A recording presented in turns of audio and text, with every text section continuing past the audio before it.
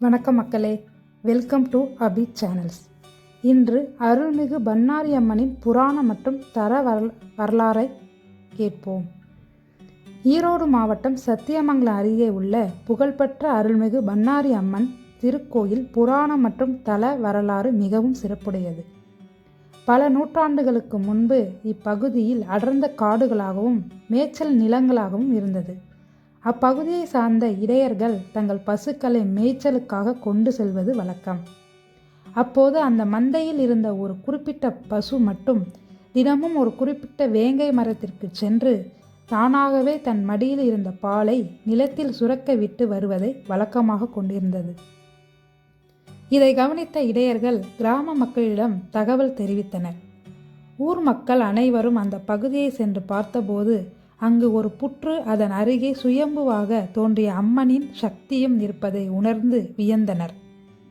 அந்த வனப்பகுதியை காக்கும் தெய்வமாக அன்னை அங்கு அருள்காட்சி புரிவதாக மக்கள் நம்ப தொடங்கினர்.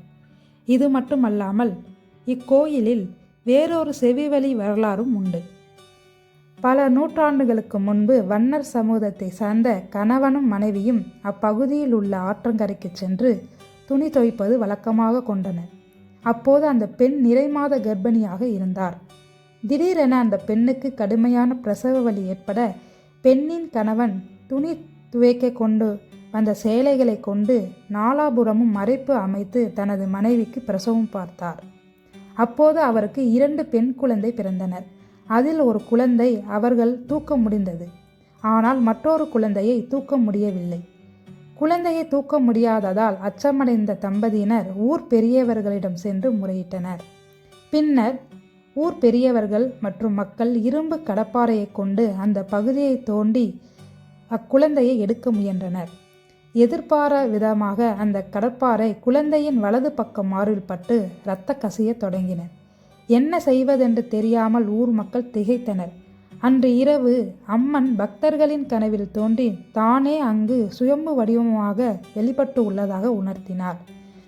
இன்றளவும் பண்ணாரி அம்மனின் திருமேனியில் உன்னிப்பாக கவனித்தால் அம்மனின் வலது பக்க மார்பில் சிறிது காயம் அல்லது தழும்பு போன்ற அமைப்பு இருப்பதை பக்தர்கள் காண முடியும். கொங்கு நாட்டு வழக்கப்படி அம்மன் திருவிழாவின் போது பச்சை மாவை எடுத்து வடக்கு திசை நோக்கி சென்று வழிபடுவது வழக்கம். ஆனால் அந்த சலவை தொழிலாளி பெண் தன் குடும்ப வறுமை காரணமாக அரிசி மாவுக்கு பதில் புளியங்கொட்டையை இடித்து மாவு தயாரித்து அதனை தெற்கு நோக்கி சுமந்து சென்றாள். அந்த ஏழை பெண்ணின் எளிய பக்திக்கு இறங்கிய அன்னை தன் முகத்தை வடக்கிலிருந்து தெற்கு நோக்கி திரும்பி காட்சியளித்தார். இக்காரணத்தில்தான் கோயிலின் மூலவர் அம்மன் தெற்கு நோக்கிய முகமாக பக்தர்களுக்கு ஆவிப்பதாக ஐதீகம். இத்தகைய அற்புதம் வரலாறும் நிறைந்த பண்ணாரி மாரியம்மனின் கோயிலில் ஆண்டுதோறும் நடைபெறும் குண்டம் திருவிழா உலக புகழ் பெற்றது. மக்களே, இன்று அருள்மிகு பண்ணாரி மாரியம்மனின் புராண கதையை கேட்டீர்கள். இனி வேறொரு புராண கதையில் சந்திப்போம். நன்றி, வணக்கம். வீடியோ பிடித்திருந்தால் சப்ஸ்கிரைப் பண்ணவும், ஷேர் பண்ணவும், லைக் பண்ணவும்.